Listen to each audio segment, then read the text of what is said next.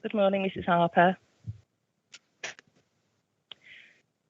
Could you all please turn your cameras on, but keep your mics muted? The inspectors will join shortly. Thank you.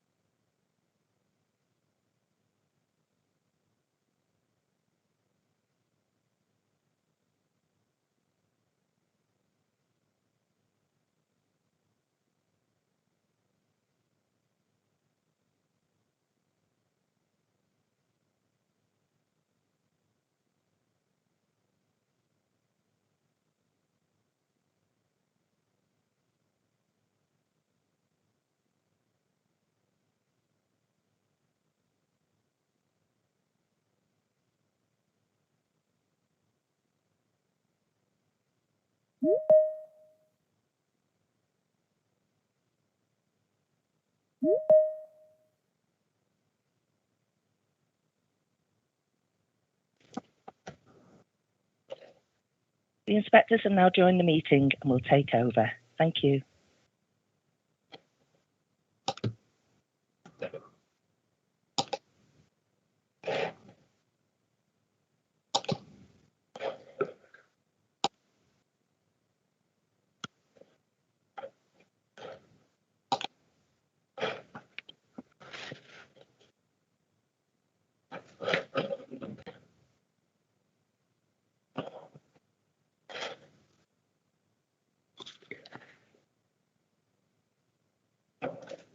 Good morning, everybody, and welcome. It's 9:30 a.m. and it's time for me to open this hearing on matter 23 relating to the environment.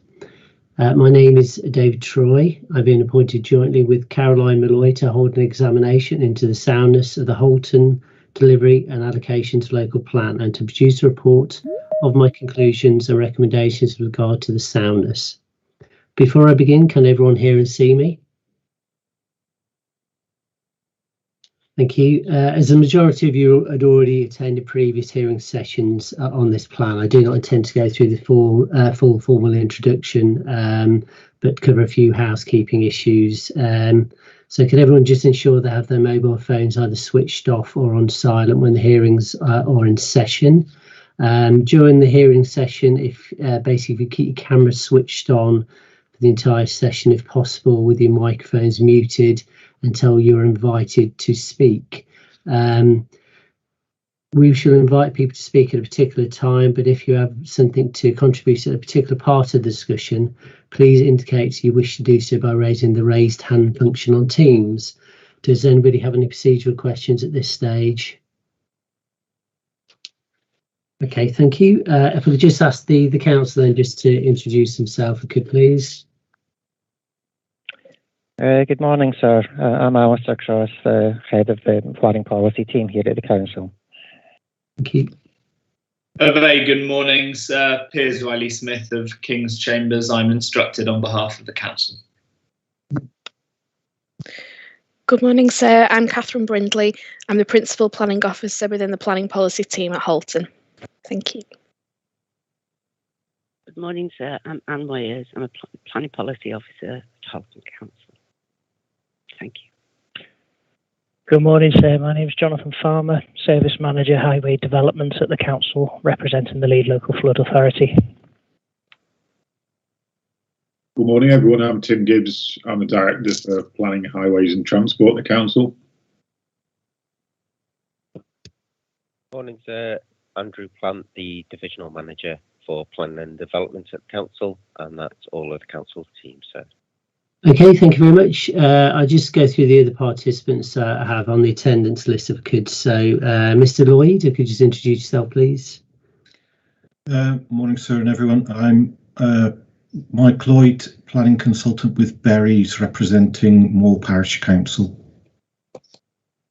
Okay, Mr. and Mrs. Harper. Good morning, I'm Colleen Harper. I'm a resident of North Widnes, battling to keep our green belt on behalf of the residents. Thank you. Morning, I'm Phil Harper. I'm representing North Widnes residents. We're separate because I'm in quarantine, having been to Portugal. Thank you. Okay, Mr. Mitchell. Good morning, Dan Mitchell from Bart Wilmore, representing Anwill Homes. Thank you. Mrs. James. Good morning, sir. Lynn James from Emery Planning, representing ADS Estates and Specimen Trees. Thank you. Okay, Mr. Gilbert. Morning, sir. Ian Gilbert from Barton Wilmore, representing Redrow Homes. Okay, Mr. Nesbitt. Derek Nesbitt, Cushman Wakefield, representing Redrow Homes. Okay, is that all participants? I missed anybody? Okay, thank you very much. Okay, so I'm just going to just start basically with the questions relating just to the policies relating to HE1, HE2. Obviously, there was quite a lot of discussion on HE1 and HE2 when we discussed matter 10 in the initial part 1 hearings.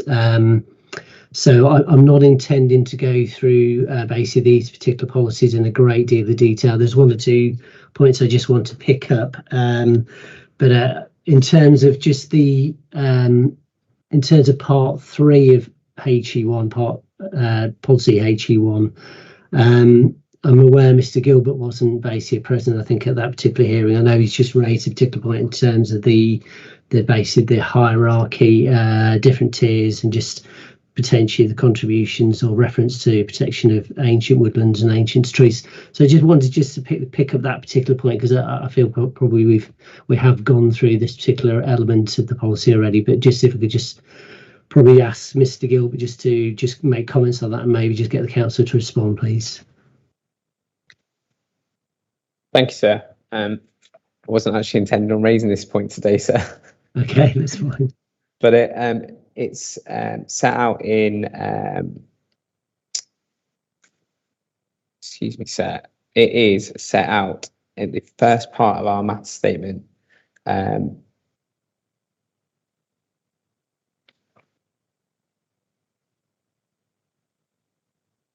It's paragraph 1, isn't it, sir?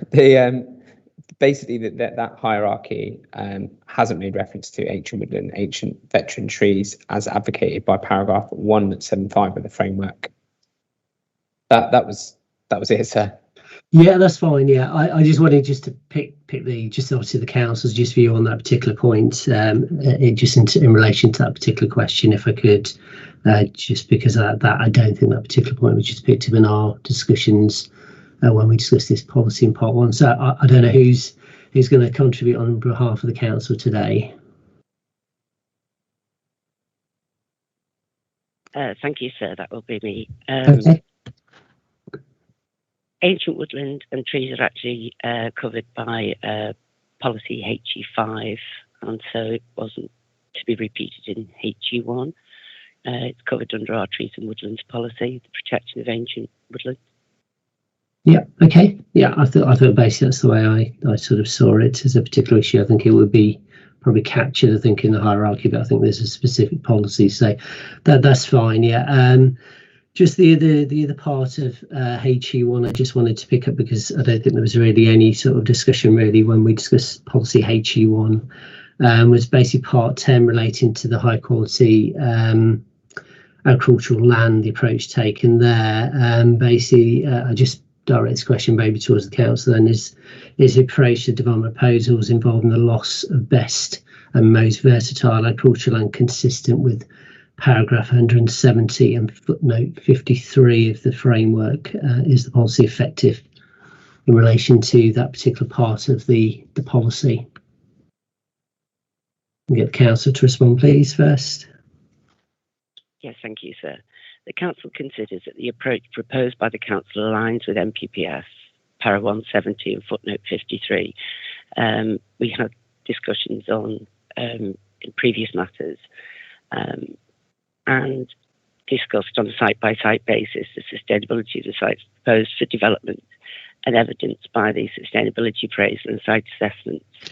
The selection of the proposed allocated sites has been in accordance with NPPF, in that where the significant development of agricultural land is demonstrated to be necessary, the areas of poorer quality land have been preferred to those of higher quality, avoiding all allocations in grade 1. The council has supplied the agricultural land classification map, EL106, to show the extent of land classification throughout the borough.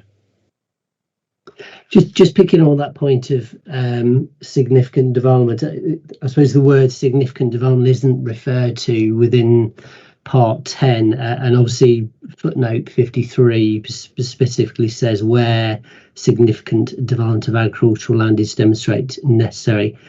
Basically, it talks about areas of poorer quality land should be referred to high quality. I suppose it's really, how does part 10 distinguish between significant development and other types of development, as significant development isn't specifically mentioned? I mean, I guess how would the council deal with a significant development on agricultural land that is demonstrated to be necessary under part 10 of that particular policy? If I get the council just to respond, please.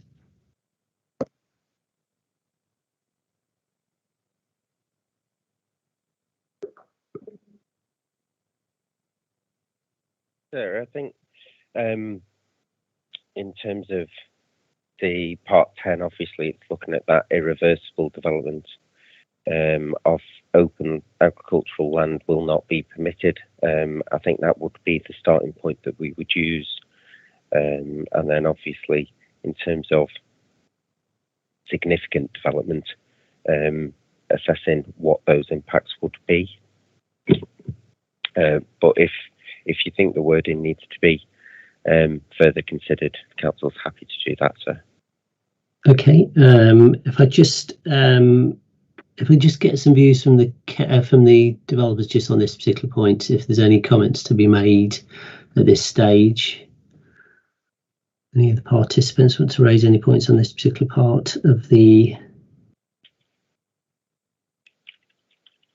Yep, Alistair, Mr. Cross, you wanted to raise a point?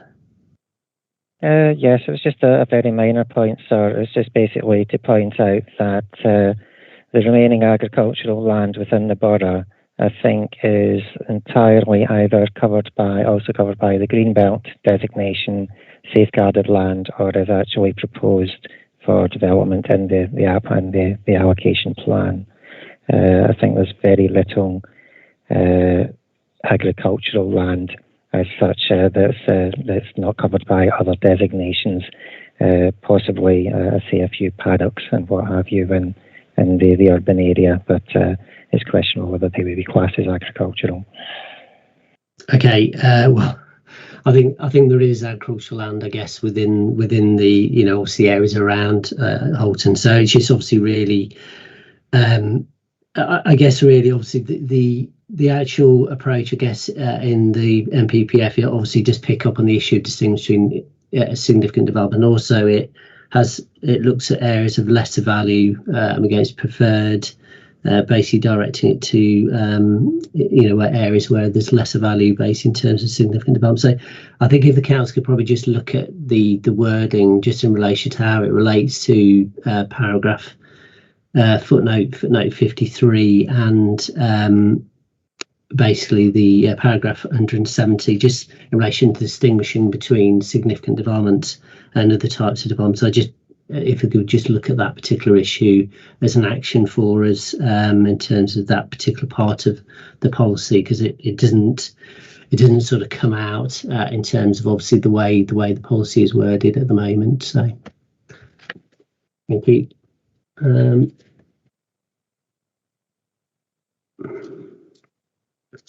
Just in terms of the modifications again to policy HE1 and it goes on to HE2 as well, which is obviously to do the historical environment. Again, we did have some quite detailed discussion on this under matter 10, and basically obviously the modifications really stem from this statement of common ground with natural England and historic England.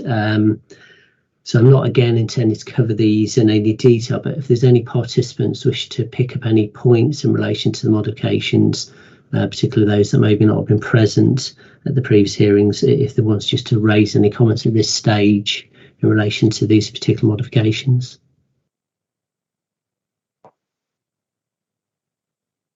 No, okay, that's fine. I'll move on.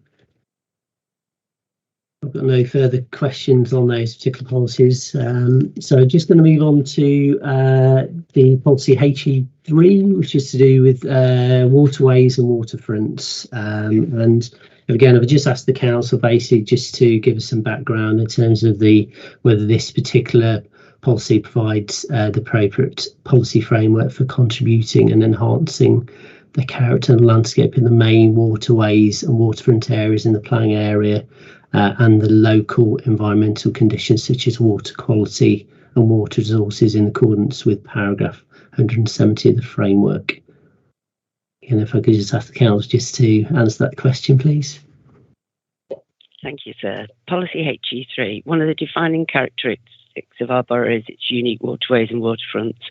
Policy HE3 seeks to prevent inappropriate development affecting these valued assets in accordance with the Water Framework Directive and the River Basin Management Plan.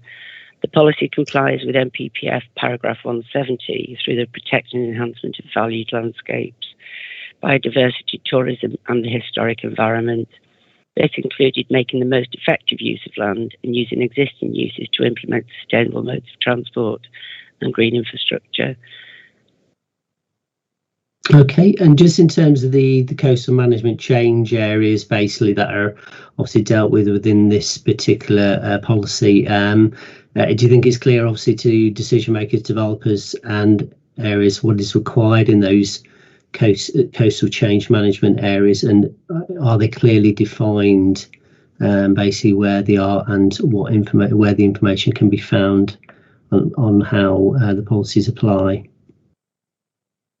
Again, if you just ask the council. Yes, sorry, sir. There's one shoreline management plan that's relevant to the North West Inshore Marine Plan area, which includes projections for coastal change over 3 epochs, 20, 50 and 100 years, and how management can respond to those impacts.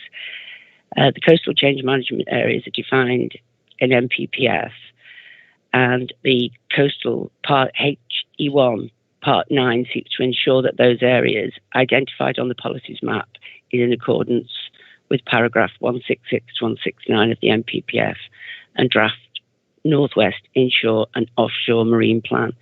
In the absence of repeating MPPF 168, the additional element of Part HE3, Parts A and B, have been introduced by the Council in order to assist with the implementation of health and safety in publicly accessible areas.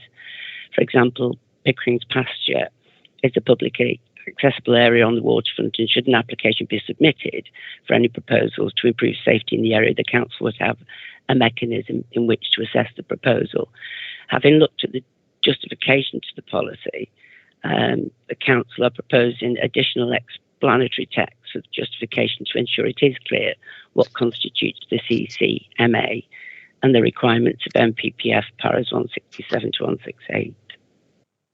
Okay, yeah, I think I agree. Basically, I think basically some additional explanatory text would be quite useful. I think in this instance, I think when you read the policy and then the supporting text, there really isn't anything to sort of outline, you know, how the approach would apply. And I think it would benefit from having that additional approach and additional explanatory text. So obviously, if that could be just put forward as an action, we can obviously look at that information when you forward it to us. So thank you very much.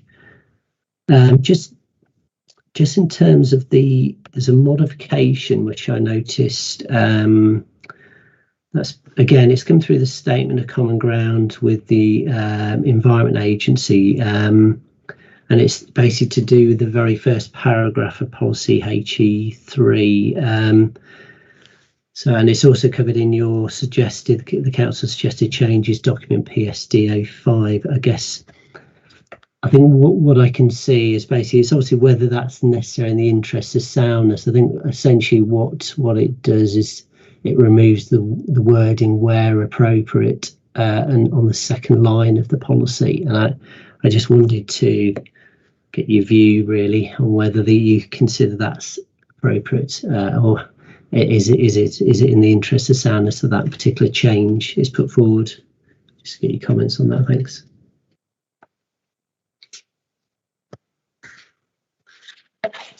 So the proposed modifications were aimed to strengthen the policy wording and provide clarity for the development management team in determining the plan applications. Yeah, I suppose the way I read it at the minute, I suppose in situations where I guess because the way the wording is at the moment, it sort of indicates that where appropriate, the circumstances will apply where. Let's have a look at the actual policy. So it says where appropriate, public access, continuous green infrastructure links, towpaths and heritage boundary along the waterfront shall be maintained. I guess what I'm saying is obviously, I suppose, are there instances where some of those may not be appropriate, where, for instance, there may not be public access or there may not be green infrastructure. So the wording where appropriate, it actually adds to the effectiveness of the policy in terms of allowing for situations where there may be the development management may need to sort of judge where those particular issues may be appropriate. So where appropriate, by removing that, it sort of takes the effectiveness of that particular policy, also as it stands at the moment. So I don't know if you've got a view on that. So we're happy to relook at the wording in that section of the policy. Thank you. Yes, I just think obviously the modification. That's right. The suggested changes, I think, aren't, from my view, aren't necessary for the soundness taken in relation to that particular change in the statement of common ground, including the wording where appropriate and should instead of shall. There's two subtle changes, but I my view is they aren't required in the interest of soundness. So if yes, if you could just action that, please, just to relook at that and as an issue, please. Thank you. Yes, thank you. Thank you. Is any other party got any questions to raise on this particular policy, HE3? No. Okay. So I'm going to move on to green infrastructure, green open space, and open sports provision. So, as many of you are aware, obviously there was submitted a late edition of an open space study update was submitted to us on Friday. Also, we made that available as soon as possible for participants to view, as we've done with other areas or new evidence or documents that have appeared. We will give 7 days to participants to provide additional comments. Obviously, you can provide comments today, but if you wish to provide written comments on the latest open space study update that was submitted to us on Friday, you have until I think next Monday. I think given the actual document was submitted late Friday, so if we will obviously provide 7 days to participants to give additional comments in addition to any comments they wish to raise today. So if I could get the council just to give me basically provide an update basically on the latest open space assessment that was obviously recently submitted in the open space study and obviously is covered in the hearing statement. How does this build on the original 2005 open space study and what steps have been taken in preparing the latest assessment? So I don't know who from the council's taking me through this. Thank you, sir. I'll do my best on this.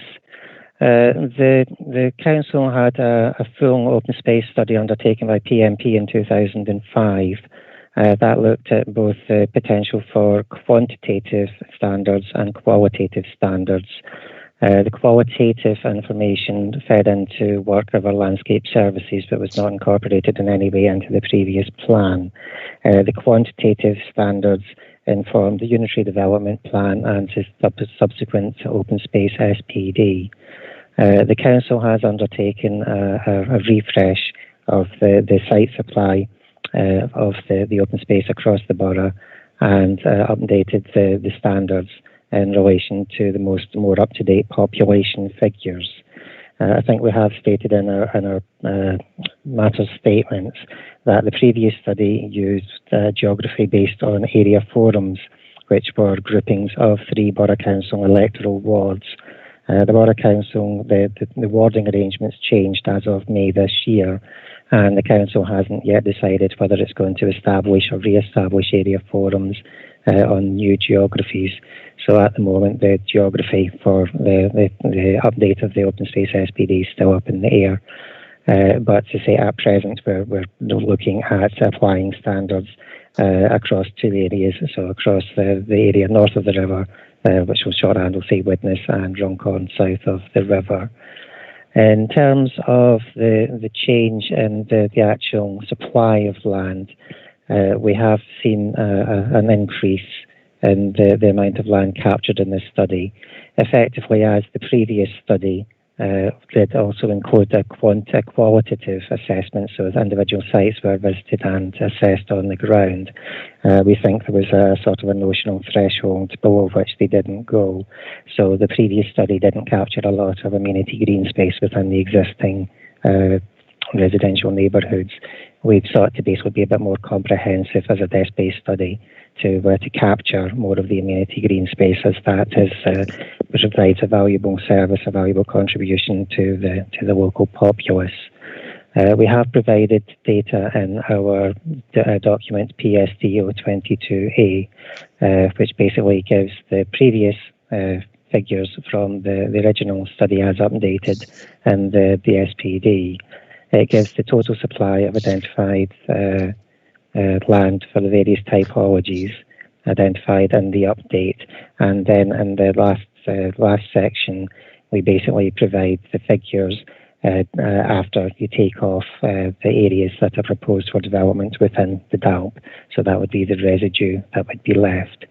Effectively, it shows that Widnes does have a very small surplus of green space, although there are deficiencies in 3 of the identified typologies, which is natural and semi-natural, provision for children and young people, and allotments. In Runcorn, there's actually a significant surplus of open space, largely driven by the new town and the likes of Town Park, and the number of constraints to development with pipeline easements and such like that we have in Runcorn. That shows a surplus over Runcorn of about 400 hectares, but it does identify deficiencies again in the 2 typologies, which is provision for children and young people and allotments. Okay, just a few points of clarification. Were the authors of the latest update, PMP consultants, involved in the preparation of the original 2005 open space study? I wonder if we could just clarify that. No, it was an in-house update in 2020. That's fine, yeah, that's what I understood. And in terms of the latest, obviously the latest open space is titled a quantitative update. Are the council intending to undertake a qualitative update to look at the changes in open space since the original 2005 study? I don't think that's programmed at present, sir. As I say, the qualitative aspects of the original study did feed into the work of our landscape services and no doubt informed the investment priorities, but it did not actually factor into the local plan. So it is purely a quantitative, so just basically looking at the supply in terms of hectares. Obviously, as I say, as residents of the borough will know that the landscape services have been investing heavily in open space over a number of years. We do have, I think it is an inquiry document, the proposed master plan for Runcorn Town Park. There's also been very significant recent investment, I believe, in Crow Park, the Bongs and Widnes, ongoing investment in Victoria Park and Widnes. We do have a number, or have had a number, of Green Flag Award parks, although I'm not sure if we've maintained basically continue to subscribe to that particular award scheme. But I say we do have a number of, I think at one point we had 7 parks that did meet the Green Flag standard. Okay, and just is it appropriate and justified to use the open space topology set out in the now withdrawn planning policy guidance note 17 and also in the previous basically 2005 Holton open space study? Obviously the way you've broken it down is obviously based on that topology.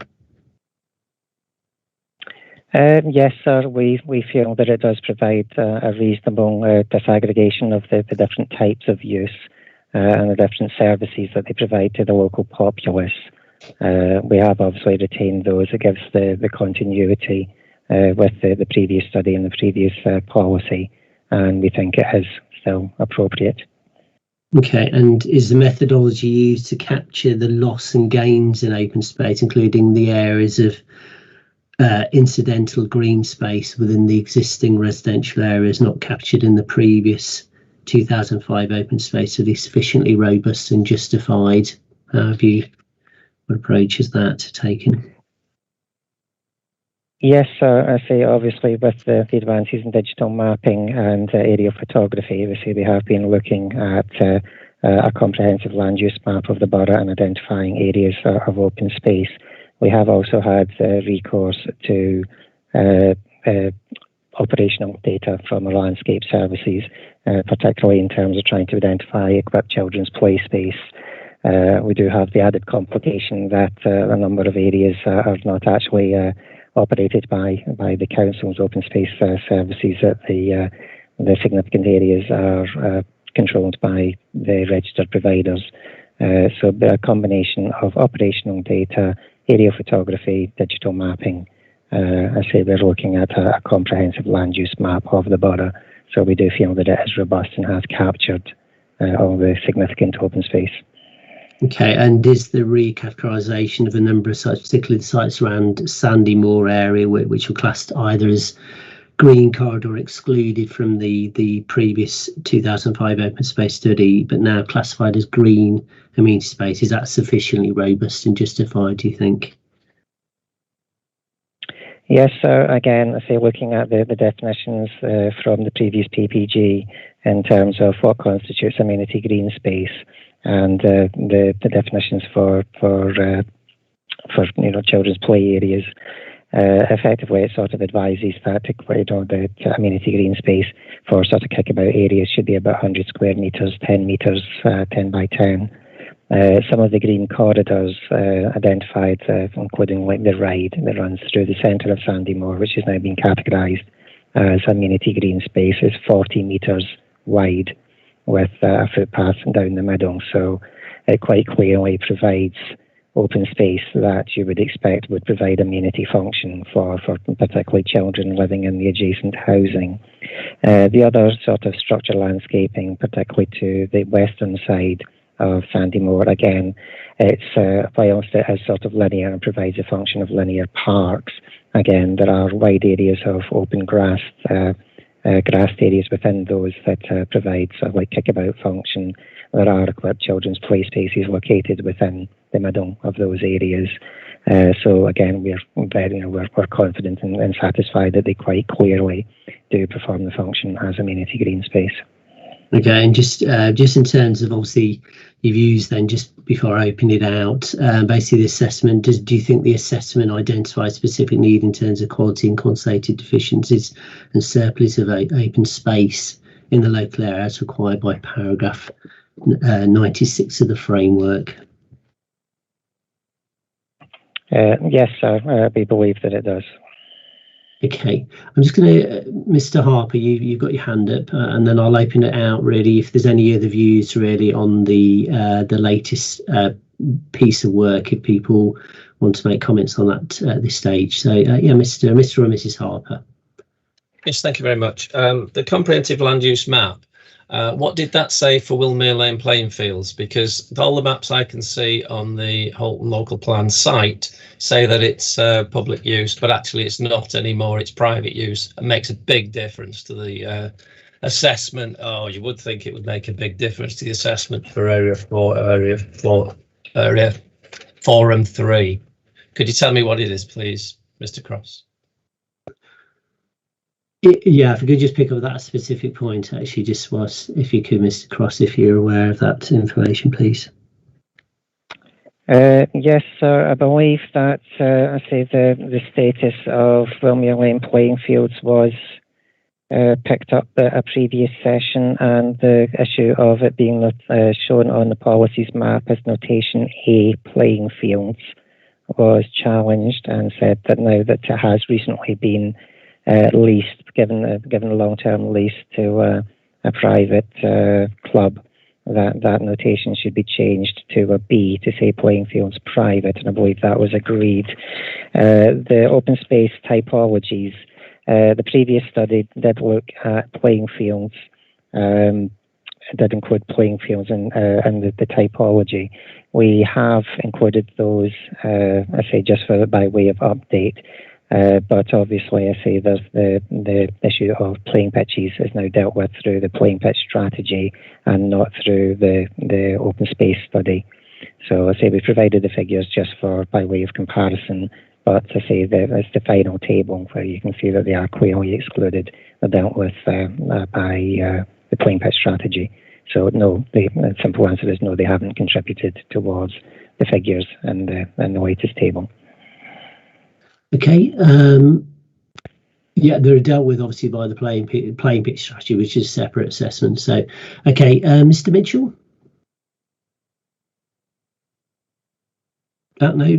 No comments at this stage. You should mute yourself, Mr. Mitchell. Okay, sorry, slight technical issue there. Good morning, sir. I found myself at a slight disadvantage this week in trying to read the open space document while decorating my daughter's bedroom. All fun and games, but we have had a quick skim through the document and probably will provide a few comments. And really, I just had some points for clarification. Perhaps this morning. Picking up your own comments, sir, about MPPF and the differences between that and PPG 17. I have quite a lot of sympathy for councils. Spent many a day debating PPG 17 open space typologies over the years. But we are concerned that there doesn't appear to be the qualitative assessment in this case, and that's particularly concerned because there are then criteria introduced in the various policies that refer to qualitative traits, including character and impact on character in the policies that we're going to go on to understand. So I was also concerned about that point. From what I've seen on the website, there doesn't appear to be any sort of site pro formas for each of the sites. I was looking for the pro forma that dealt with my client's interest to see what had actually been said about it, but I didn't see that at all. And then I just really wanted to understand a little bit more about what's referred to at paragraphs 4.5 and 4.6 of the document. I welcome Mr. Cross's comments that, from the council's perspective, they've sort of sought to eke out every little bit of open space, but there seems to be some methodology change in the way that sports pitches were dealt with, which is referred to at 4.5 and 4.6, which then has the sort of greatest bearing in the comparative table. On page 15, where you're given the quantitative assessments with and without the allocations as part of this local plan, and they're just, it seems to me that it's the playing pitch reassessment and the change in methodology that's led to quite a significant swing between a surplus and a deficit in this authority. So they were my initial observations, having spent 10 minutes running through the document. Okay, I just try and pick up on the other points before we go back to the council. Mrs. Jones. Thank you, sir. I just wanted to say that I completely agree with what Mr. Mitchell has said regarding the importance of the qualitative evidence. The LPA have said that they're confident the areas identified as open space perform the functions of the various typologies, but no information or evidence has been put forward to support that position in terms of site proformas and assessments of the individual sites. Now, paragraph 96 of the framework requires policies to be based on robust and up-to-date assessments of need, and that includes identifying qualitative and quantitative deficits, so it's both elements. And the lack of a qualitative assessment means that there's insufficient evidence regarding the quality of the open space and the proposed allocations, or the extent to which they're of value as open space or meet the purposes of the typologies assigned to them. So it's not possible to identify whether there are qualitative deficits, and it's not possible to confirm that it's an appropriate strategy. I think we've only really got half the picture here, and in terms of, again, we've got our client's land, which has been allocated as a draft allocation for open space. We've not been able to look at the basis on which that has been done. So for ADS estates, they have a large strip of land along the canal, which has been, it's down as a green corridor. Now, the council obviously rely on the typologies in PPG 17, and that says that the need for green corridors arises from the need to promote environmentally sustainable forms of transport, such as walking and cycling within urban areas. and promoting the use of green corridors to link housing to the national cycle network, to town and city centres, and to places of employment and community facilities. But this land, our client's land along the canal, it's over a mile away from the nearest Sustrans route. At the closest point, it's the area against the canal. It can't link housing to town centres. It doesn't provide a link to community facilities. It's in private ownership. There's no public access. So even just in relation to that one site that we're aware of, there's a lot of question marks over whether it does serve its intended purpose. So I think there's just a real lack of evidence, and it's in light of that, in light of the requirement in the framework that there is that qualitative element, it isn't something that can be addressed through modification, and that evidence is required. Okay, thank you. Finally, Mr. or Mrs. Harper. If I can go first, please. Philip does want to speak as well. I just want to highlight, Mr. Cross talked about deficiencies in supply, and if you consider the area, which is quite sizable and has quite a sizable population already, land to the east of Birchfield Road and north of Derby Road, there are no kickabout facilities for children at all, no green walkways through or whatever. You can have a nice walk around St Luke's Churchyard if that's your cup of tea.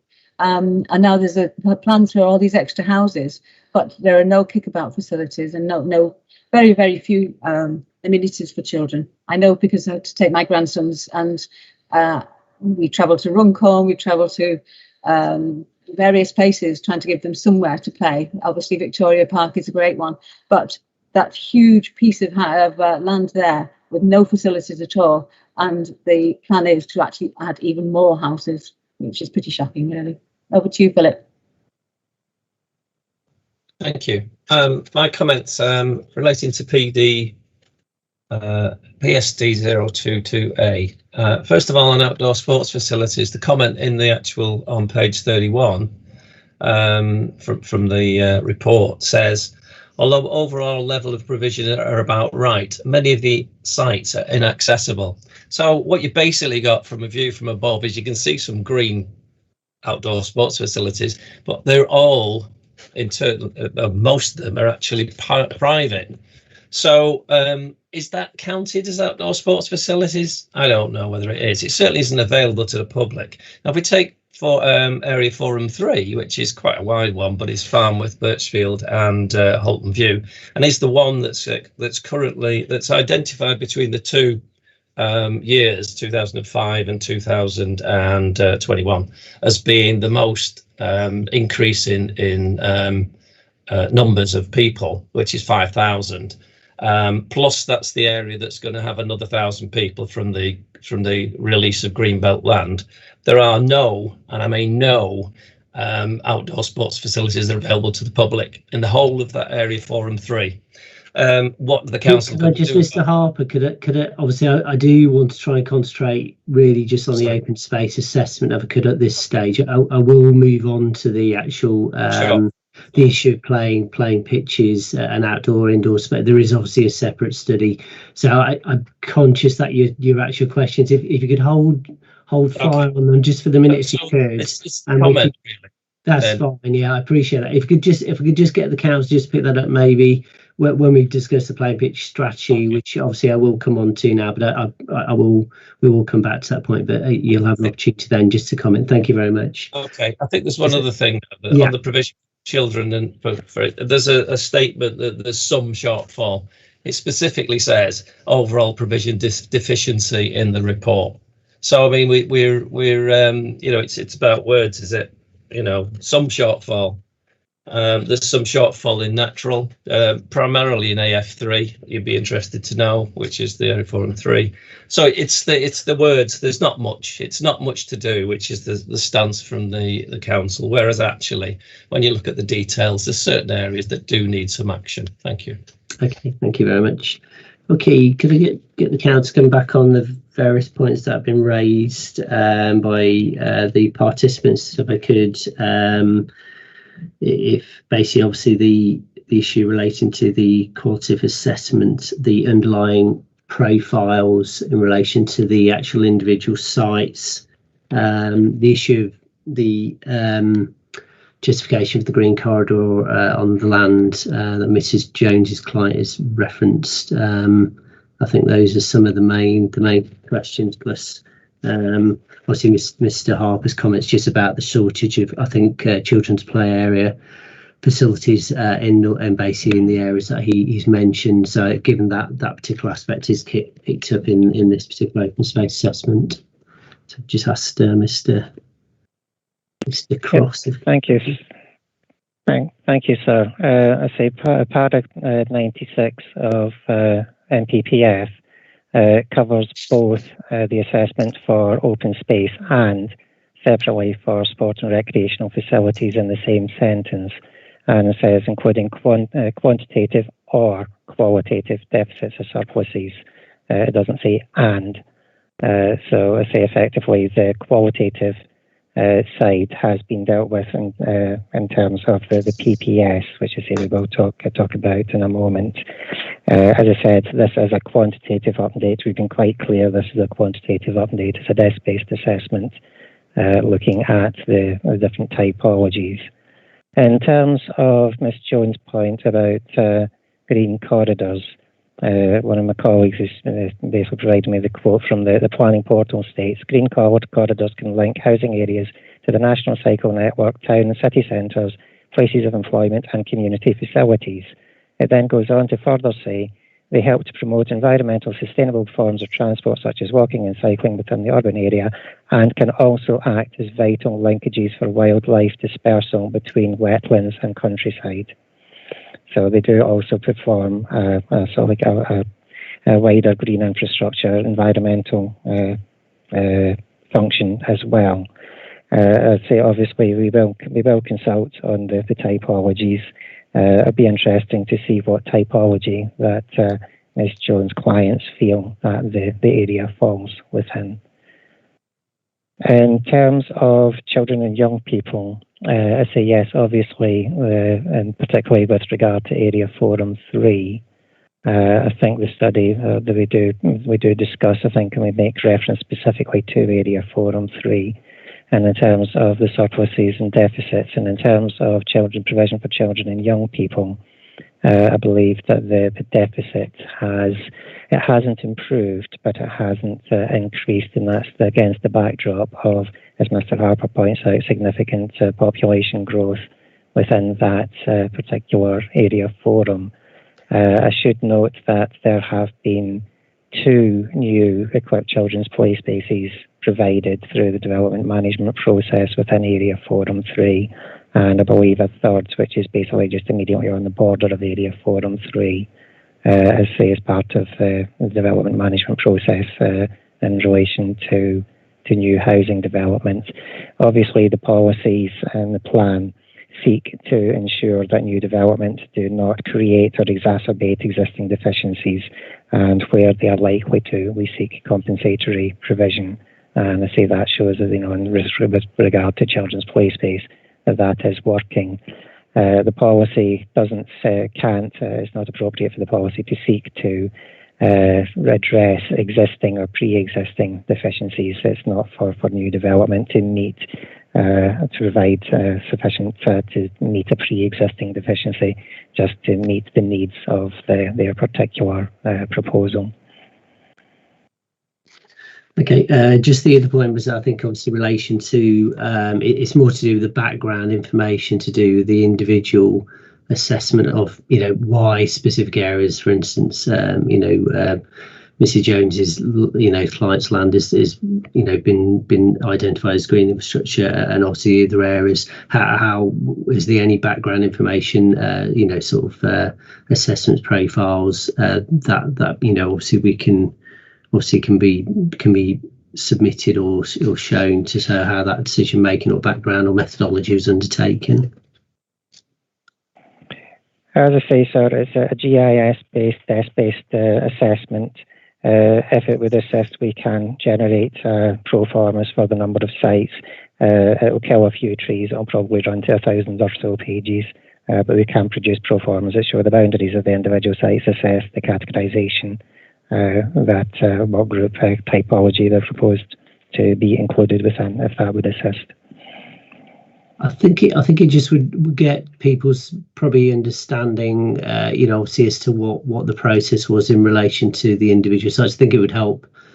Well, I think it would help if there was that sort of background information, just to sort of more clearly understand sort of how those decisions were made. I appreciate obviously a lot of it is a matter of judgment, but obviously there must be some sort of, if there was some overarching methodology approach, if that could be set out briefly, and then basically just obviously if you could just understand the background as to how those sites were identified, I think that would be helpful. So Mrs. Jones, you wanted to come back, I think. Thank you, sir. It's a follow-up point, really. I think it is essential that the site assessments and the methodology is provided so that it can be scrutinised and determined whether the proposed open space allocations are appropriate and the most appropriate strategy. In terms of our clients' land, if the suggestion is that the reason for its allocation is for ecological reasons, there are other allocations within the plan that cover that. So it's not really clear why a dual allocation for open space and ecological network would be required. And also just to flag up that in the Gypsy and Traveller session, the council, in looking to allocate a new Gypsy and Traveller site, which part of our client's land along the canal, acknowledged that land had no value as open space. So part of that land has been deemed by the council, that the previous open space allocation there to be of no value for open space, and there's no explanation or evidence to support the retention of the remainder of the land along the canal there. Thank you. Mr. Mitchell. Just two additional points. I mean, we maintain our initial observation that and a robust and up-to-date assessment needs to look at both quantitative and qualitative deficits and surpluses and the analysis. And then my second point really was whether I'm not sure whether this new methodology addresses any local green space designations, which of course have a very specific policy basis and criteria for award as set out in the planning practice guidance as well. I think we start to get into a bit of blurred ambiguity when we look at the council's policies on what's going to be protected and in what circumstance. So I just wanted to ask whether the new assessment does include any particular regard to a local green space designation, given that sort of higher protection status afforded by NPPF. Mr. Cross, do you want to come back on those points? Thank you. The plan does not contain any proposals for the local green space designations in terms of the new categorisation in NPPF. It doesn't contain any proposals for such areas. Okay, thank you. Mr. Gilbert. Thank you, sir. It was just a minor point. Mr. Cross earlier referred to policy word, and I missed where it would come from. It that essentially said that it's not the responsibility of developments to solve existing shortfalls, but rather meet their own needs. And I just wonder if Mr. Cross would mind pointing me back towards where that is within the policy, please. I think we'd probably like to come on to the policies themselves shortly in terms of how they sort of deal with that particular point. I think particularly the underlying issue that they should really be dealing with, just to identify deficiencies or identified need. So I think obviously I might come on to that point if that's sorry, okay. Sir. That was a point I was going to raise, but I was hoping that if Mr. Cross can direct me back to the policy he referenced, then I might not need to raise it, sir. Okay. It's paragraph 1 of policy RD4. All residential developments of 10 or more dwellings that increase the demand green space will be expected to make an appropriate contribution towards meeting this additional demand. So it's quite clear that we only seek development address the demand created, or the additional demand created by that development. We do not expect development to address a pre-existing shortfall. Yeah, did you say, just to be clear, actually, you comment on this, the strategic policy, is it just I didn't quite catch the policy reference? Sorry, it's policy RD4. RD4, okay. And it's paragraph 1, sir. Okay, thank you. Okay, thank you. Right. If there's no other more comments to raise at this stage on the assessment, as I say, people have got the opportunity to make written comments on those. The other issue I just wanted to pick up, just obviously on the latest open space study, is the standards. If we just deal with those before we move on to the playing pitch strategy. Obviously the standards for basically just give me some background of the steps taken for setting the proposed local place provision standards for green space, green infrastructure set out in Appendix C of the latest open space study. What methodology was used and how does this build on the previous 2005 open space study? If I just, Mr. Cross, initially, please. Yes, sir. I apologise if it wasn't entirely clear in the paper. The Appendix C to, Appendix F in the latest document is the Appendix C in the latest document is basically the repetition for you to assist you is the Appendix F from the 2005 study. So that's basically the PMP work that informed or formed part of the original 2005 study that set the standards. Obviously, we are proposing to carry forward those standards. As Mr. Harper, I'm sure, will be pleased to hear that our local members are particularly concerned about open space revision, particularly in Widnes, and would not support a reduction in the standards. I would say we think that they are still applicable, they are still robust, and I say this, the paper shows that they are working in operation.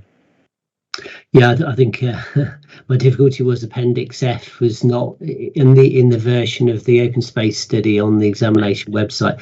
Appendix F isn't within the document, so I couldn't actually compare what was done previously. So that'd be handy if that was added, if it can, and then basically, if it just. Yes, I apologise, sir. We hadn't realised that it wasn't included, and then whenever we went to add it, we discovered why it was in a spreadsheet that took me about an hour and a half to reformat into some sort of printable version. So we do apologise for that, but obviously, as we spotted, it was an omission. We included it within the latest paper. Yes, that's handy. If it could just be added, I suppose, say, to the, just for completeness, for to EL111, even if it's attached to the examination website. It's just obviously just for comparison what that previous. So the actual, it's almost a sense check, is it, effectively the latest bit of work by PMP. Because I think you said at the outset they weren't involved in the original open space study, but PMP have effectively done a sense check on those standards, looking at the work that was done previously as set out in Appendix F of the previous study, and then effectively made their recommendations on that basis. Is that right? No, sir, I'm sorry. The PMP work was the 2005 work. I say because we spotted that it had been omitted in the Appendix F, which was the crucial part of the study, was omitted from the documentation on the website. I say we included it as an appendix to the latest paper, but that is actually the 2005 assessment. Oh, right. So P&P, did they specifically deal with the standards? Is that rather than the actual broader open space studies? Is that right? I'm just trying to get an understanding of what they were involved in. I say PMP, but the consultants in 2005, they haven't been involved in the update.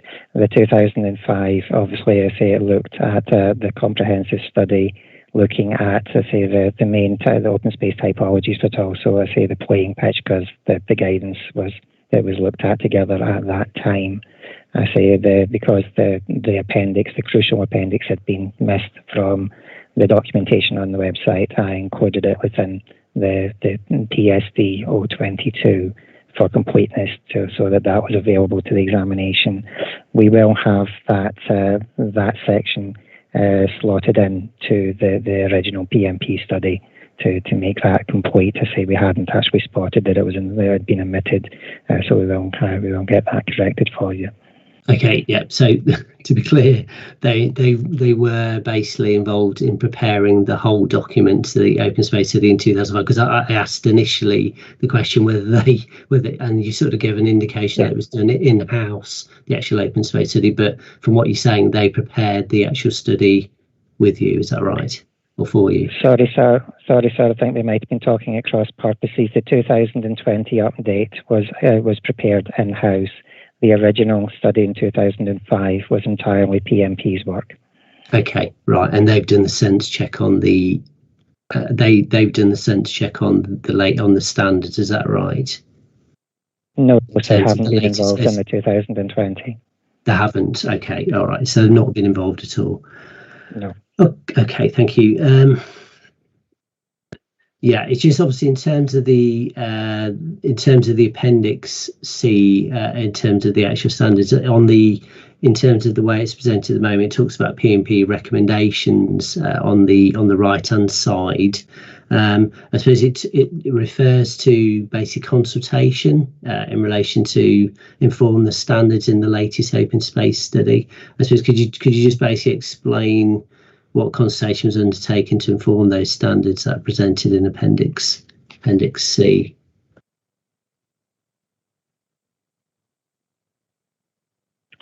Yes, sir. As I say, the appendix, which is part of section 9, and the document on page 25, it does is titled as Appendix C, and it does state that it's a 2005 Open Space Study Appendix F. I say then also on page 10 we have which was part of the PMP documentation, and then I say the tables. Obviously 2005 is a little bit before my time, but I believe, as I say, the study was informed by I say it was the identified sites were subject to visit, and assessment pro formas, I believe, were completed for each site. There was also, I believe, a household survey undertaken across the borough to identify people's views on the level of provision of sport and open sport provision and open space across the borough. From sort of like skim reading the document to try and bring myself up to speed on it again. It appears that again, it was, as you would expect, a lot of there was a lot of people were either saying that they think the provision is generally about right, or if they don't use a particular typology of open space, expressed no opinion. The study also, obviously, as you can see from the table, benchmarked against. They looked at the national standards, national guidance, be it official or from third-party organisations. They also looked to benchmark against some other authorities before basically coming to the overall conclusion and recommendations in terms of the proposed standards expressed as hectares per 1,000 population. So effectively what you're saying is obviously the Appendix C effectively is replicated. There's been no updates or further consultation on the standards since the previous sort of study was undertaken. I guess is that in terms of relying on standards that were prepared obviously in 2005, is that appropriate in terms of and justified in terms of an approach to preparing the standards in relation to the underlying this particular or the latest open space assessment, please? Just clarify that. As I say, sir, the council considers that they are appropriate. To say the standards were set using a comprehensive study. The need that the provision is seeking to address in terms of access to open space for individuals hasn't changed. In terms of the detailed quantitative standards across the board in terms of the surpluses and deficits obviously has changed in terms of the change in provision of open space and the change in terms of population, but the underlying standards in terms of hectares per 1,000 people hasn't changed. As I say, the assessment shows that the standards are largely being met in terms of the access, in terms of walking distances, in terms of the hectares per 1,000. I say there are still existing deficiencies, but particularly the areas where the development control policies in terms of delivering additional open space to meet the needs relating to those developments. I think the information quite clearly shows that the policy approach is working, and whilst deficiencies might not have gone down, they certainly haven't been increasing. So we think that the figures continue to be robust. Right. Okay. I mean, obviously, the main current provision deficiencies are in display in relation to children's and young persons provision and allotments identified in the latest update. Do you think the proposed standards in relation to those specific categories are justified, or should they be higher? We think that the standards do appear robust, sir. I say in terms of the children's open space, as I mentioned, particularly with regard to Area 4 and 3, we have secured some additional provision in through the development management process. I say the council has been looking at, I think the study does mention that the council has taken out some poorer quality provision, but basically to improve larger provision elsewhere that still covers the same catchment area. We do think that, the figures, they may be challenging, but we do think they are robust. Yeah, and obviously those local standards obviously are replicated in Table 10 under CSR 21. I guess it is the approach, in terms of ensuring that developments comply with those standards, is the approach taken to addressing green and open space infrastructure required for different types of justified and consistent with national policy. We would say so, sir, yes. Okay. I just hope that open the discussion up to just views from developers, if I could, in relation to this particular issue. Any comments that people want to make on the approach to proposed standards at this stage?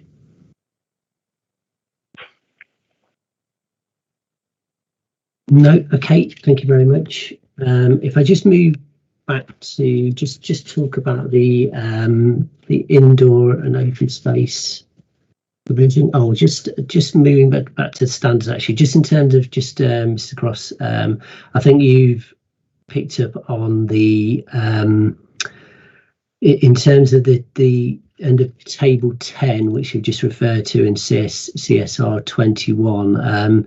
I think basically you've mentioned that obviously the plain pitch standard is no longer to refer to in that particular policy, because obviously it's dealt with under the plain pitch strategy.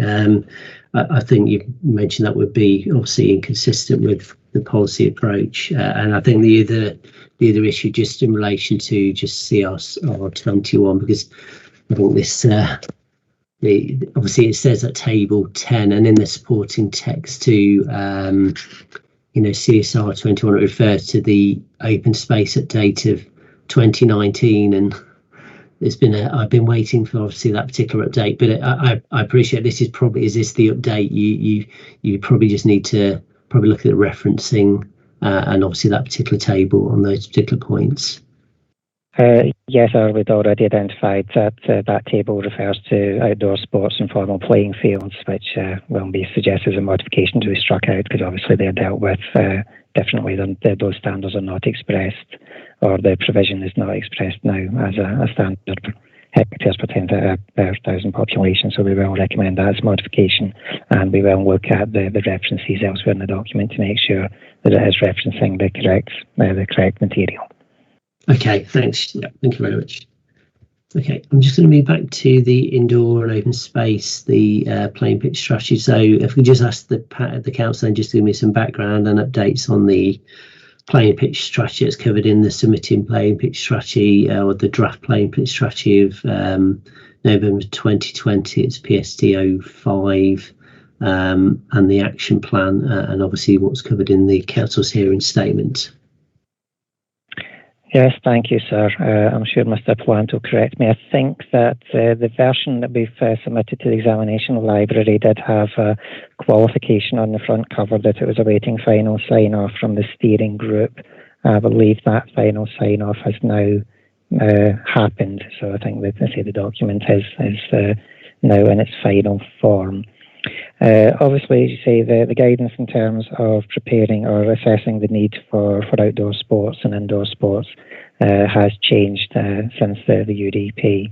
The playing pitch strategy was commissioned from specialist consultants, KKP, who have undertaken this study. It follows Sport England's PPS guidance. Sport England were fully involved in throughout the study. We did form a partnership which had representatives from the national governing bodies for football, rugby union, rugby league, hockey, cricket. The study also covered in a light touch, but it also touched on baseball and American football. So it's fully compliant with the latest guidance. It's basically looked at surveyed the teams to identify the clubs to identify the current number of teams, where they play, where they train, the demand for the playing pitches. It has been informed by a full assessment, technical assessment of the actual grass pitches to identify the quality and therefore the carrying capacities, the number of games that each pitch can accommodate without serious deterioration. The intention is that as these studies have a 3-year shelf life or 5 years if updated, there is a commitment from the partnership that this study will be subject to annual updates to basically make sure that it does remain current. Okay, thank you. Basically, the draft playing pitch strategy has then been signed off, finalised. So, are there any significant changes since the original draft? And just to make sure I'm clear on that. I don't believe so, sir. I think it's been rubber stamped to say the version that was submitted to the examination website had been consulted on previously with the governing bodies. As here was just awaiting the formal sign off. I think from the last couple, but I'm not aware of any changes. Thank you. Yeah, if that could obviously be uploaded, the latest version of particularly obviously the playing pitch strategy and the action plan to the examination website, that would be helpful. So we've got the finalised document. So just in terms of obviously, do you think obviously the actual plan is therefore based on a robust and up-to-date assessment of need for sports and recreation facilities, including playing pitches and opportunities for new proposals as required by paragraph 96 of the framework and the PBG? Yes, sir. Okay. And does obviously the methodologies follow the guidance set out in the Sports England Playing Pitch Strategy Guidance 2013 to assess the needs for sports and recreation facilities in accordance with national policy? Yes, sir. Okay. I think you've basically mentioned obviously the assessment covers specific needs and quantitative and qualitative deficiencies in supply in sports and recreation facilities in the local area. Where were the most significant deficiencies and shortfalls identified, and what are the recommendations in the action plan for addressing those shortfalls?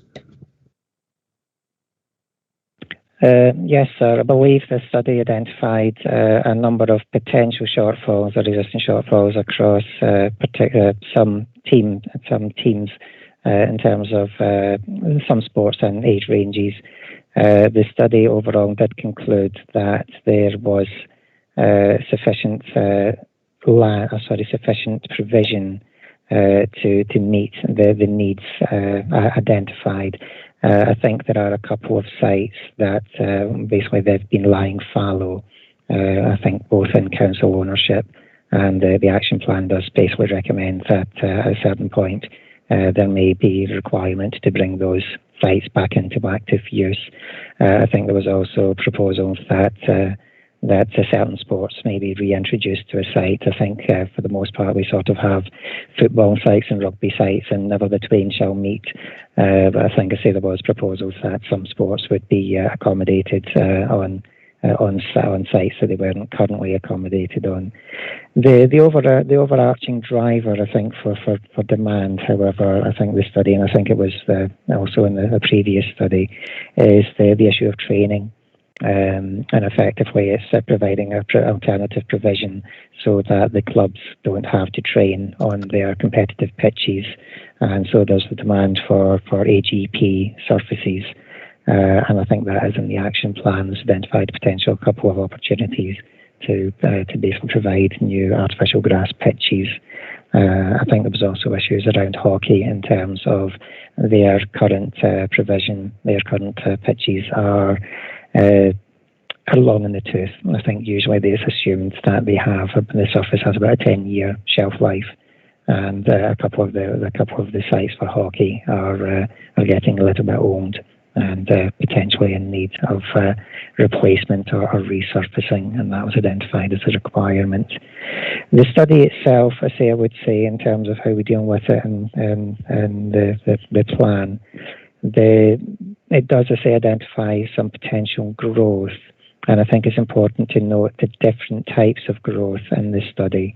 We have the growth in terms of either latent demand or increased team generation rates, and I think certainly some of the teams and some of the sports identified that they believed there was some latent demand, which would generate additional demand for playing surface.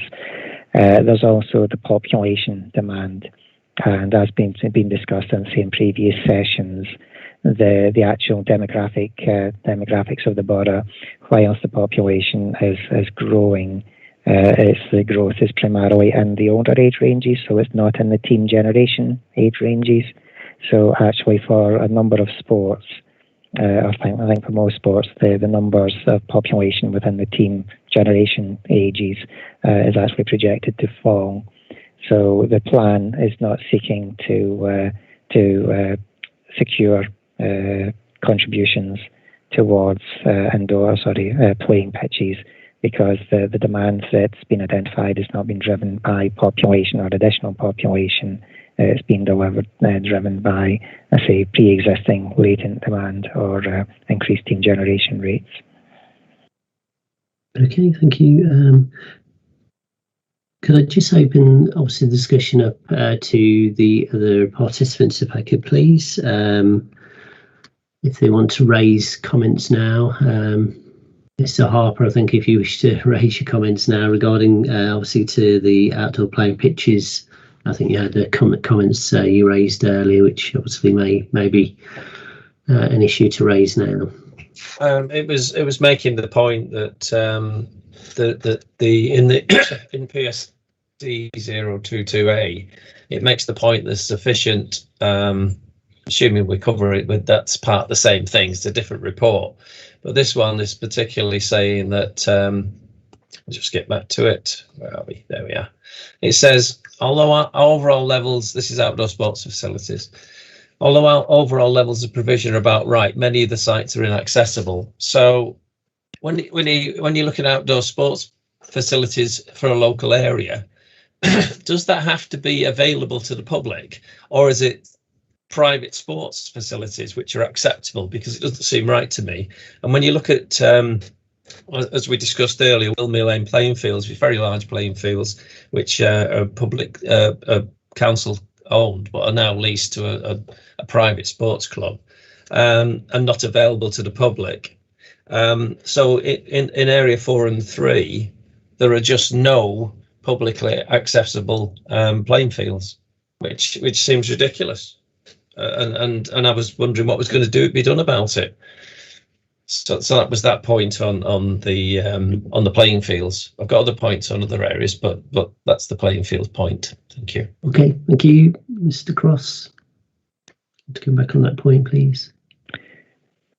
The playing pitch strategy is primarily concerned with competitive play, so it's effectively local clubs and teams that can play, and sort of you think that the teams south of the river tend to play in the Cheshire Leagues, and the teams north of the river play in the Liverpool Leagues.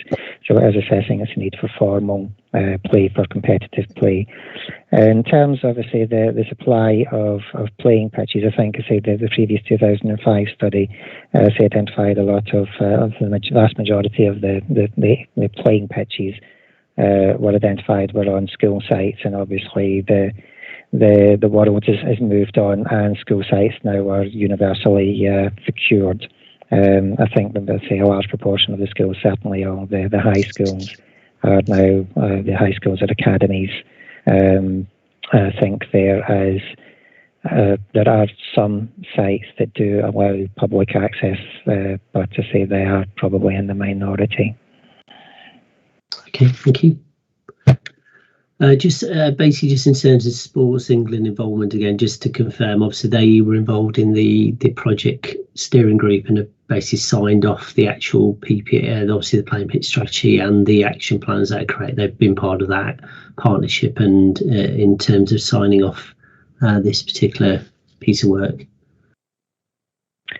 Yes, sir. Sport England have been represented from the inception. They were on the panel that chose the assessed the tenders and appointed the specialist consultants, and they have maintained obviously their contacts throughout. So they've been a full and active partner in the partnership that's driven the study. Okay, thank you very much. Okay, I've got no other questions to raise on the evidence at this stage, on the background evidence, obviously. So I'm just going to move on to the policy approach in relation to green infrastructure and green space. So just so yeah, if the council could just give me explain the broad approach to green infrastructure and green space under the policies CSR 21, HE4, HE6 in the plan and its justification. Yes, sir. Obviously, CSR 21 is just setting the strategic framework. It's, I think, a mild refresh of the previous policy and the core strategy, which obviously was intended to be able to be used for development control purposes in the absence of a wider plan. In terms of HE4, again, it's effectively trying to say part one of the policy is trying to ensure that the new development, where appropriate, so obviously primarily residential development, plugs in or takes opportunities to plug into the existing green infrastructure network to ensure that the development doesn't create breaks in the existing corridors, and basically provides appropriate access for the new development into the existing provision. Part two looks to basically where it sets out the development management approach to the protection of identified green infrastructure assets, particularly the higher quality assets such as nature conservation sites, local ecological network, greenway network. And part three deals with the appropriate mitigation for losses. HE6 was originally a policy that was looking to incorporate, to basically dealing with green space provision, in terms of the standards and also outdoor sport at the request of Sport England. They basically said it would requested and said it would be neater and easier to operate if the outdoor sports provision, as it was dealt with by or was assessed by a different methodology, a different study, that should basically be pulled out separately into its own policy, and the council is supporting that change. So we have proposed a new policy, HE1-HE9, I believe, where effectively it's dealing with the requirements for sport separately.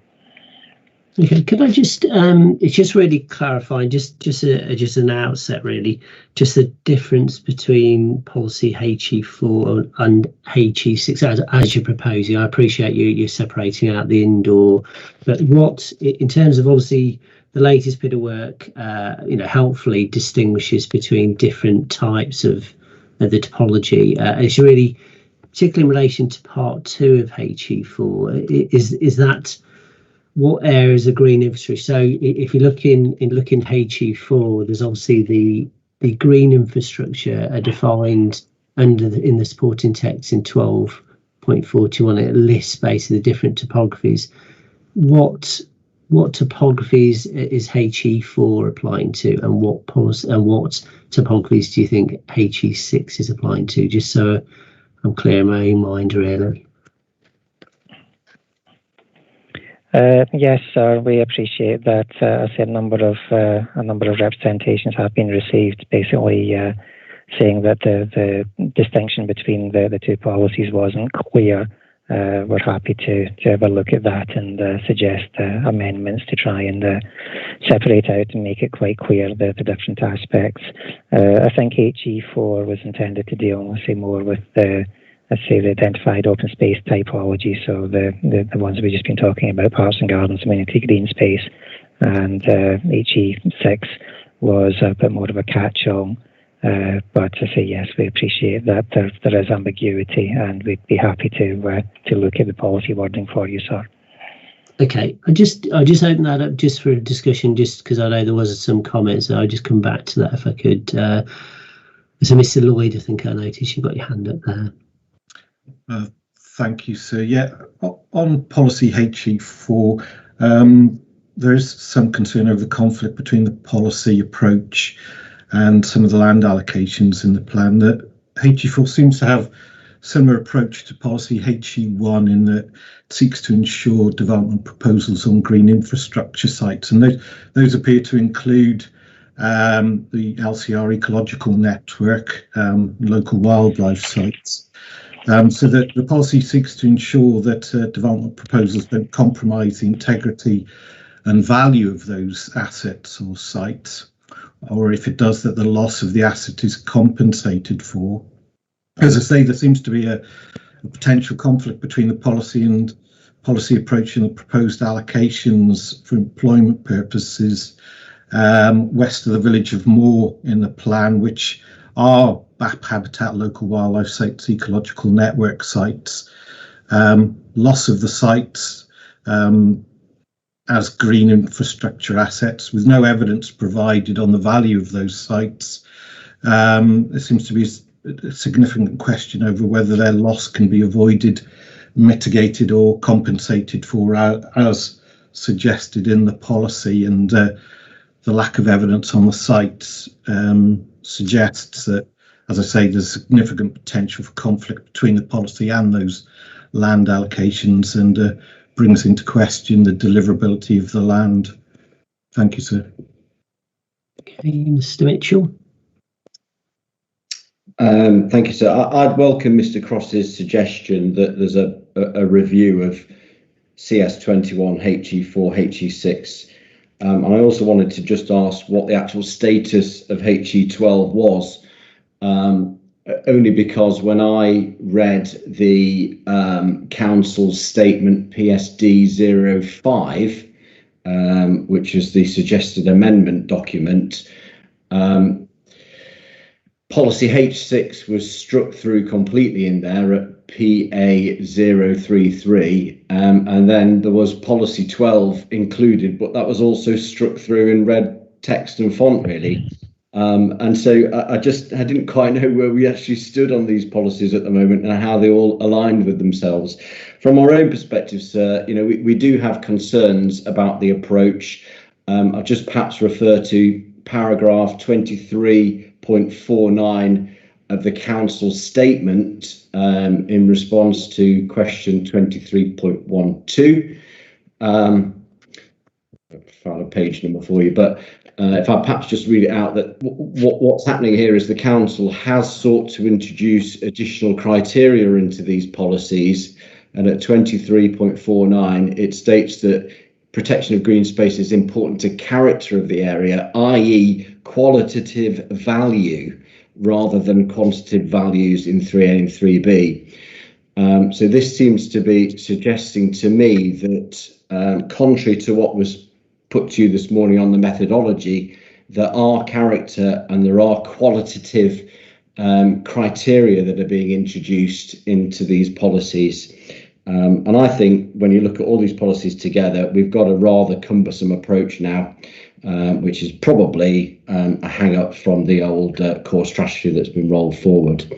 From my own client's perspective, all we really want, we're concerned about the loss of open space point and how it's interpreted in policy, and all we want is something that reflects paragraph 97 of MPPF. Just in terms of Mr. Mitchell, I think you suggested in terms of paragraph part 2 of HE4, I think you picked up on the point that it lists green space amongst the list of designations, green structure, and did you refer to that as maybe deleting that to make it sort of slightly clearer from the list, because obviously there is a separate policy on green space. Did I pick that up in terms of your submission? I suppose we've got a client that potentially fall foul of all of these policies in slightly different ways that doesn't align with what MPPF says. But I think we're just in that point where the policies have just got so cumbersome they trip each other up. And I accept the point about wanting to protect the best assets in the district. I completely concur with that. But I think we're now in a point where when you look through all of these policies, there is overlap, there is confusion, and they actually contradict each other as well. Yeah, I think I picked up on the point that I think in terms of the list, the topology that part 2 would apply to. I got from your submission that under the list of green infrastructure, green amenity space, which is topology B under paragraph 12.41 would not be dealt with effectively under sort of that particular part 2, but more under effectively part 3, I think, of the actually the green space policy. I think that's the way I read it. Yeah, I think that's right, and I think these policies are trying to do two things. They are trying to protect the assets and the areas where it's applicable, but they're also then putting in the loss point in there as well. But the loss point applies to in various categories. You can have the same site and the loss point will be assessed in different ways in between policy HE4 and HE6. So that's why I think a wholesale real right of HE4, HE6 I think is important, especially if the proposal is to strip out the sports and outdoor sports provision as well, really. Okay, Mr. Gilbert. Thanks. So mine's a minor point about how policies speak to one another, and I'm conscious that we're coming on to policy RD4 this afternoon, but our CSR 21 gives RD4 sort of the remit for provision of green infrastructure in new development, and policy CSR 21 talks about the need to expand and enhance green infrastructure provision. Part 1 of that policy talks about maximising the provision of green infrastructure, whereas as mentioned earlier, policy RD4 really talks about the new developments washing their own face in terms of meeting demand. And my suggestion, sir, would be that there's a sort of a different level of policy test between the two, between the strategic policy and between RD4, and it's whether or not that the wording of maximise can be accompanied by as far as practicable or as far as feasible or viable, which are points I'm going to make this afternoon, sir, in relation to RD4. But I wouldn't want to do that and there be a mismatch between the strategic policy and RD4. Okay. Yeah, obviously with that we'll come on to discuss that. But did the council just want to respond to the points raised by Mr. Mitchell and Mr. Gilbert before we will probably look to a break then, I think. Yes, sir. Possibly, I say also the points made by Mr. Lloyd. I think his points probably went more to HE1, which were dealt with at a previous session. And I say it's one of our tasks is to go away and define and amend the boundaries for the core biodiversity areas, and to update the policies map key, so the terminology between the policies map key and the document are correct. I say in terms of the policies, I think just given the number of comments made submitted in respect of HE4 and 6. It is quite clear that there is confusion between the policies, which is in nobody's interest. So I say we are happy to look at that to try and either merge the policies into a single policy that makes that's coherent, or to just split it out and make quite clear that one policy relates to one type of open space and the other policy relates to the other, which will be clearly identified and identifiable on the policies map. Yeah. In terms of the points relating, sorry. Yeah. In terms of the point relating to CRS 21, we would have to have a look at. Yeah. Sorry. Yeah. Sorry, that last point. Sorry, Mr. Cross, about CS 21. I was just saying, in relation to Mr. Gilbert's point, we were saying in relation to CSR 21, we'll take a note and we'll have a look at before deciding on whether action's required. Okay, thank you. Yeah, I think obviously, given the discussion, I think if particularly the latest work you've done on trying to, in terms of mapping, it's much clearer from the mapping what the different topologies are now. But I think it would be useful then to apply the specific policies within the plan to those to make it much more effective. I think you've picked up on those particular points because at this stage it is unclear really. Just finally, before I go, I'll just pick up Mrs. Jones's points and just if there's any point, and then we'll have a short break. Thank you, sir. Apologies, I thought my hand was up earlier, but it didn't seem to have registered on the control panel. I mean, we completely agree with what's been said regarding the kind of slight confusion between the policies. There's just a couple of additional points in terms of any potential new drafting that will be happening that we would want to pick up on. In terms of the current conflict between CSR 21 and HE4, which HE4 is more restrictive than CSR 21, and that point 2 of CSR 21 was the loss of green infrastructure, where there's identified deficiencies in provision.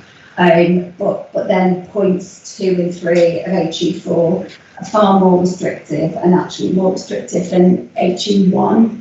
So HE1, for example, I think Mr. Coxon had highlighted it in his hearing statement, allows development of local wildlife sites where the reasons for and the benefits of development outweigh the impact on the conservation value. And development in the ecological network is also potentially acceptable. But then HE4 requires compensation to be provided even in situations where there's an area of open space or land in the ecological network or green space that may be surplus to requirements or may be of really limited value, and that's quite important to recognise, especially given the lack of any robust qualitative evidence to support the allocation of the open spaces. And the use of the term potential value at 2A and 2B of HE4 is also quite vague and problematic, because it means the development proposals wouldn't necessarily be assessed in relation to the state of affairs at the point of the application.